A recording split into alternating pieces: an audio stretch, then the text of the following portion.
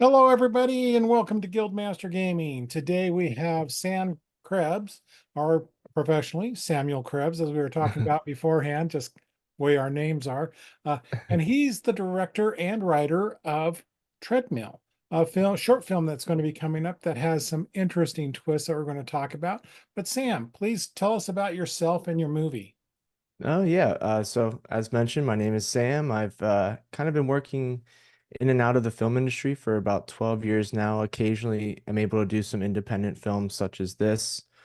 Treadmill is a proof of concept, essentially for a grander idea, but it's about 15 minutes. It's a first-person horror experience, we like to call it. It is a short film and it can be categorized as a short film, but we do think it's something else. The entire film, almost entirely, probably 80% of the film was shot in first person using a helmet rig, which is essentially just a helmet that we put in our lead's head and rigged a camera to it. Um, and yeah, it's really quickly, it's about a group of independent programmers who are testing an experimental wellness app on themselves. In the process, there's a bug within the system that entraps them in a hellish augmented reality from which they must escape, and you are strapped in for the ride for about 15 minutes. So let's first start off. Where did you come up with this concept for Oh, that's great. Treadmill? Great question. So during lockdown, during COVID in 2020, I found myself in a position, as a lot of us did, where I was looking for just someone to talk to, just some help. And what I found quickly is there are a lot of great resources like that remotely online, as far as the telehealth industry. However, um, what I soon learned is there's also a lot of, I guess you could say, the underbelly of the telehealth industry is a very strange one, and there's a lot of like chat bots on there, a lot of sites where you would just pay to be prescribed medication without the influence of a professional, and it kind of got the gears turning a little bit where, it seemed apparent to me that very soon there's going to be some sort of replacement in the marketplace.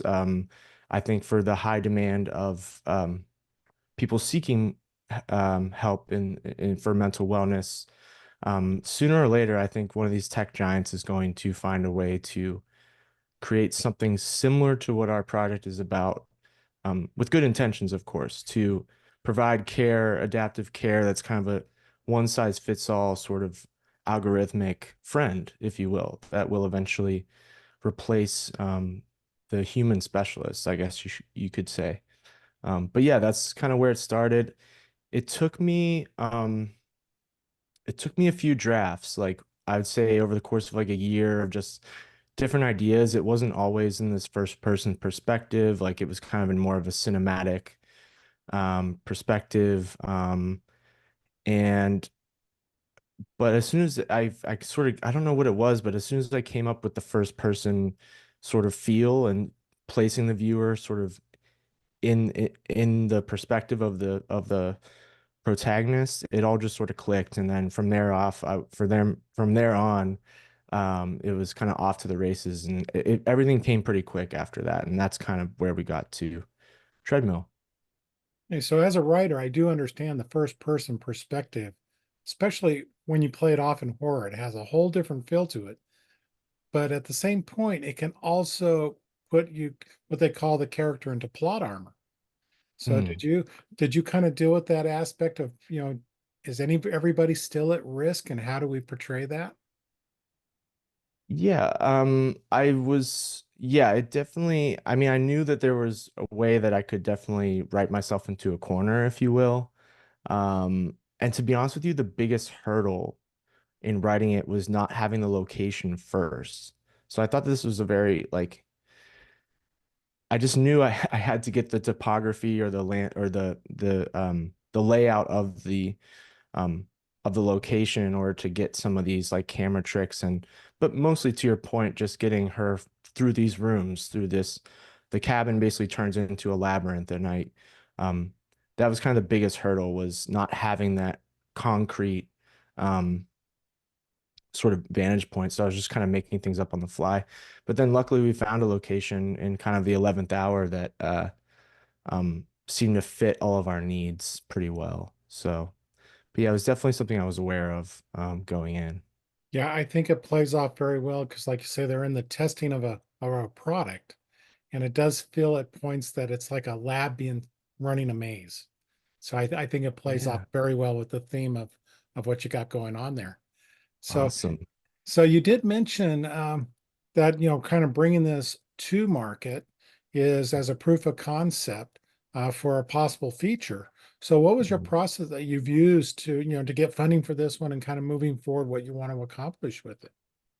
Yeah, I had a lot of help. I knew that, just my background, I always gravitate towards features. I had a feature distributed in 2020, down distributed as the occupant.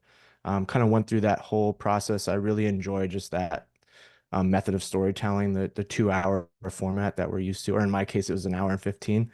But I knew that this was like a bigger concept and I kind of always wanted to explore it further.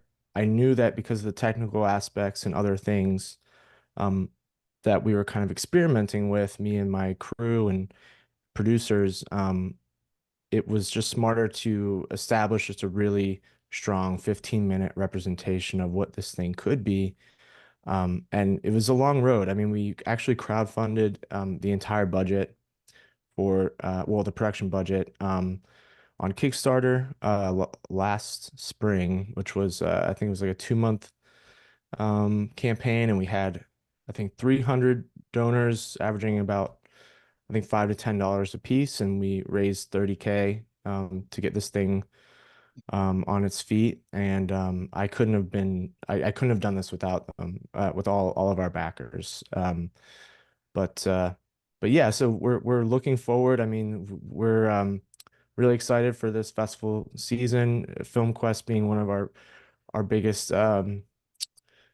goals here. We're so grateful to be a part of it, and yeah, we just hope we can create some buzz around it. I am sort of developing it as a feature right now, in very loose terms.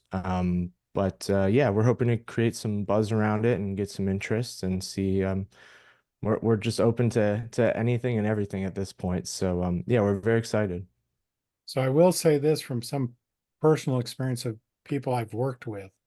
Uh, Doing a Kickstarter campaign is pretty much like doing a production all of its Uh, own to be able to do your yes, production. yes, absolutely. It was way more work than anyone.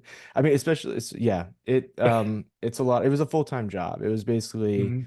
on top of all my other responsibilities. It was definitely a full-time job because it's really hard to drive traffic to it, and it's even harder to get people to so graciously donate. But yeah, we came in right under the wire. I know exactly what you're saying because it's definitely, it's a nail biter there towards the end, but we pulled it off. There were definitely some conversations with some of my producers that I already had on board that were like, so what do we do if we don't hit this? Because Kickstarter is like um, all or nothing Yeah. basically. And I just said we're not having that conversation yet. Let's just see what happens. And yeah, we kind of finished that up and went right into production. So it was a very tight schedule, almost no pre-pro at all. Yeah, but yeah, here we are. Yeah. I will say this, knowing how it works, I've been involved in a background of it with some of the other stuff I've done. So anybody that's looking at Kickstarter, it is a viable option, but be ready to put forth the work and know what you're doing well beforehand, because Yes. 95% of first-time Kickstarters fail. Yes. I would So say absolutely. There's certainly a right way to do it. And a lot of it is almost like you're exactly right, like doing pre-production before the campaign. Um Week to week, almost day to day, And yeah, like I said, full-time job, but really glad with how it turned out. well, Yeah. I'm glad that it was able to make your film from that, and we got the possible script, and looking forward to make a feature out of it all. So, kind of, you mentioned Film Quest, and you're kind of sounds like you're kind of probably in the middle of your festival run. Yeah, I would say so. I mean, yeah, as far as our submissions, I think we're pretty much right at halfway. We premiered at Soho International in September. We did Chicago Horror that the end of that month. Brooklyn Horror, or I'm sorry, Brooklyn Sci-Fi this month. We did Nightmares, which is a great festival last week. That's one of my favorite festivals in the world. And yeah, Film Quest, we have Yonkers Film Festival following that, and then the Big Apple Film Festival we just got into. So it's kind of like, yeah, we're right in the middle, but luckily, like we're still getting those responses. So it might go into the spring, but we'll see. This is definitely the Halloween time is definitely our busy time for Yeah, genre festivals for for sure. us, it's our busy season. Yep, yep. I love it though. I love this time of year because of that, you know. I So like to much bring cool that up stuff. so that way people know that they can, kind of look around for it at their local festivals and see if they can get out and get a chance to sit in and watch Treadmill. Uh, Yeah, definitely, yeah, definitely. because Yeah. it's got that really good, sci-fi horror vibe. If somebody likes like Blair Witch type project, those type of films, this has that kind of feel from the way the storytelling unfolds. Yeah, and I would definitely recommend seeing it on the big screen. I myself didn't even see it on a big screen until we premiered, and I think it has a whole other. I've seen it maybe dozens and dozens of times now, but it takes a whole other form in 5.1 surround and the big screen. It's really I definitely recommend if you're able to make it to any of our festivals, and I'll try to be more transparent online about our schedule. But yeah, if anyone's able to make it out, I highly recommend it. Well, since you mentioned online, where can they find you online? Oh, I'd say the biggest place is Instagram at what is treadmill, all one word. That's where a lot of um, our sort of like news and updates are going nowadays. There's also whatistreadmill.com where you can sign up for our mailing list if you're interested. There's also a fun little survey on there that one of my producers put together. It's kind of like an absurd mental wellness survey that kind of is part of the mailing list. So it's like a little game. You might find that interesting. But yeah, yeah. So any place where they can sign up to be a test subject? I'll have to give out my personal email for that one. Yeah, yeah. So, so we've talked about your film here and kind of where that's kind of going out and everything. So let's kind of go back to you. Mhm. So it sounds like you're involved in other levels of the film industry already also. But what was your initial, reasoning? What was your initial influences to become a filmmaker? Oh wow. Great question. I think it goes all the way back to being, I think I was 5 or 6. I think within the same like 3 year span, I was very young. I saw Jaws for the first time, and then within that same span, Alien, which I was way too young to, in my opinion, witness.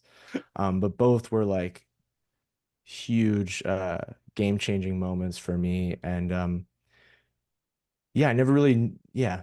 I knew very, very early on that, oh, you can be a director. Like that's really cool. And just sort of, I never professionally followed that trajectory. I kind of fell into camera department and post-production in my professional life as a focus puller, a DIT, and some other things. But yeah, it's fun to I love being on set, first of all. I love the collaborative nature of being on set. It's just the best place in the world. And but to be able to use that collaborative work to for your own vision, your own creative vision is the craziest thing ever. And I'm insanely grateful to everyone that's worked on this and all my other projects. So yeah. But and certainly you brought up Blair Witch earlier. I should mention, I remember that it's funny, I was talking to somebody else at a festival about this. That I remember that being like a cultural moment. Like not only just for me, but for like there were adults in my neighborhood that thought that those trailers were like real. There was no pretext for found footage. I mean, there were a couple things in the 90s and early 2000s, but nothing really on that scale. And I remember adults in my life being really scared of like witches, just because they had no barometer of what was real, what was, fiction, especially in that format. You know what I mean? Yep. So that was I got to put that up there too. I just got to throw that in the mix. That was a big moment. Yeah, and found footage is gaining a hold more and more, and kind of Definitely. giving that idea of, uh, it, I won't say mockumentary, but Hmm. it's more of the narrative storytelling prospect of using it without making fun of the situation. So, Right, right, right, yeah. right. Yeah, So, definitely. so it Uh, seems like, from what you're talking about and the way this is set up and some things you've talked about, that horror seems to be kind of your major draw. So, what yes. is it about horror that draws Sam? Um, from a producing standpoint and a storytelling, well, producing standpoint, it's certainly something you can achieve, like whether genre can achieve the effect that horror does on the limited budgets that it's made for, if I'm phrasing that right. Like for the amount of money that are spent to make something that has a profound effect. Like I grew up 40, no, not even 12 minutes from where they shot Night of the Living Dead. I can't remember what the budget was for that, but that was like it had like a national impact, you know what I mean? And yeah, it's just again, Blair Witch, things that were made for like 15K or whatever and end up grossing millions and millions of dollars. I mean, it's from a production standpoint, you can achieve so much and you can have a profound impact on an audience for less. And from a storytelling perspective, I just love giving people unease. I don't know what it is about me, but just, I mean, I love that. I love feeling uneasy. I love feeling scared. So I impose that on other people. Um, take that as you will. But yeah, I love the impact that a horror film has on myself and audiences. So Yeah. that's about No, it. I do understand that because I write horror in other genres too, and it's when you start feeling some of that creepy attitude, you kind of go, "Ooh, that's it." Yeah, yeah, 1,000%, 1,000%. And it's not easy either. Most of my time writing, maybe you can attest to this, but most of my time writing is like, this doesn't work, this isn't scary, whatever. But once you get on the right path, it's like such a special thing. But it's rare. It's rare. I think it's hard to achieve, but yeah. Yeah, it takes that, like you said, here's the idea, then it's like, okay, you edit through it, and you finally go, wait a minute, what if? Yeah. Yeah. And then when you get to that point when someone reads it and goes, oh crap, you go, got Yeah. Yeah. Yeah. Yep. it. Yep. So It's we huge. got that aspect. We got, your influence of the different films there and why horror. So um right now you got this project on that you're working on. Is there anything else that people can kind of keep an eye out that Um, we could possibly see from you? I mean, this is definitely the main thing that most of my focus and attention is on now.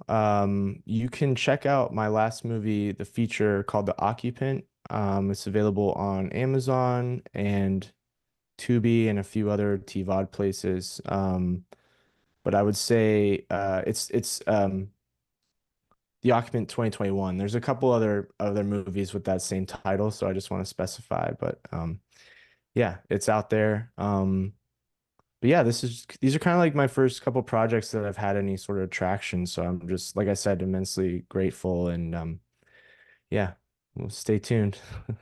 Okay, so let's kind of change that up some. So this is what you're working on and everything, but if you had the opportunity to work on a dream project of your own or someone else's, what Hmm. would be your dream project?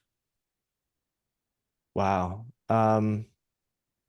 To be completely honest, and not even plugging it, it would be this project. I'm really excited about the the the capability. Like I'm really interested in pushing the boundaries of not only found footage, but just what this medium can do. And I don't know what that is yet, but I know that there's something else. Gaming was a big influence on this, right? So there's a lot of that was a huge influence on the first person perspective. But I'm really interested to see if I can somehow marry those two things together, like the sort of on the rails cinematic experience that this is with maybe something that's more interactive. I just think that I'm really excited about um, seeing what this can be, what it can do, and I'm not saying I figured it out yet, but I think that's what excites me, and it really is a dream come true to work on this. So, um, but yeah, hopefully that answers your question. No, that's great. I mean, yeah, really shows that you're kind of focused in on this project, and this is where your energy and excitement level is all out. So, Absolutely. that's always fun to hear, because Mhm. instead of hearing someone going, "Oh, I like this over here, but I wanted it." Right, right, right. So, we'll kind of flip it around. Now, you've got into film, you work on more in the crew side, working with cameras. But if someone comes to you and says, "Hey, I want to become a filmmaker," what Mhm. advice would you give them? I would say learn as much as you can, like just PA on a set, just work as a production assistant on any opportunity that you can. Just be a sponge, learn. It took me like 12 years to real. It took me like 5 years to realize that there's no stupid questions. Like I went my first 5 years in the industry, I was constantly trying to prove myself, network, whatever. But just learn as much as you can, be on sets as much as you can, because the more that you learn from every department, the better producer, director you'll be. Because you'll be able to achieve your vision quicker, more effectively. Making movies is hard and it's expensive, and to move a crew is like you're moving a monolith, you know, it's like a I think Francis Ford Coppola said it's like building a locomotive and then trying to outrun that locomotive the entire that's what he said about filmmaking. And I think there's something about that that's really true. I think just learn how they're made, all the ins and outs, G&E department, hair and makeup, whatever. Just learn as much as you can because those are your tools. That's your paintbrush. And I'm really thankful that I had all those years working in crew and just like learning how to use those tools. So that's what I would say to a young person looking to get their start. Okay, so in meeting people, just out of personal, are you going to have the opportunity to make Film Quest? Oh yeah, yeah. So a little bit of an abbreviated schedule, but I'll be there the 29th to the rest of the festival. So pretty much the second half. And my DP will be attending. I think one of my producers will be attending. And yeah, we're really excited. We're so stoked to go. This is our first year, so really excited. Um, Yeah, yeah. it's a fun place. And you're making it or you're coming out? Yeah, I'm there. I don't actually. It's kind of a weird association. I am at the festival. I'm not directly related to the running of the festival, but Right, I've known Jonathan and Jonna since about the beginning, and I've been there right. every year. So I'm there from beginning till end. So we'll have a chance to meet and talk some more. Awesome. Yeah, I'm looking forward to it. Yep. Really looking It's forward to it. it's quite like I say, it's quite a wild ride. And it's a great place if you want to go meet people Yeah. like yourself, if people want to kind of get that beginning touch. Festivals are a great place to do it. So Hmm. yeah. So that kind of takes me into, telling people, please, please come out to the festivals, watch these things on the big screen. Absolutely. It's such a difference than the opportunity of watching them on your television or on a monitor, or that it's just so much more impact. And you mentioned like the sound and all that Hmm. very much plays a part. Uh, the energy Absolutely. vibe from the audience builds. It's Absolutely. all so much Absolutely. fun. So Yeah. what we're going to do is kind of finish off one final question for you, and it's not really a question, and Hmm. that is, do you have any final call outs, thank yous, statements you would like to make? Oh, wow. Well, first and foremost, the backers, as I mentioned, our Kickstarter campaign, every single one of those people that contributed to the project, this wouldn't be a reality without you. Our crew, our amazing cast and crew, everybody that helped make this thing a reality. And yeah, yeah, that's about it. I'm really excited to go out to Film Quest and meet everyone there. Thank you to Jonathan. Thank you to everyone on his team. Yeah, I'm just really excited. All right. Okay, so we're going to wrap it up now and say thank you to Sam for joining us. And if you like what we're doing here, please like these, share them out. If you want to subscribe, that helps us do more. But and most importantly, I like to tell people support your independent creatives, be it in film, book, games, art, wherever it's at, because there's so much happening on that side of everything. It's just so much fun to be involved in. So again, thank you, Sam, everybody, and we'll talk to you again later. Thanks so much, Dan.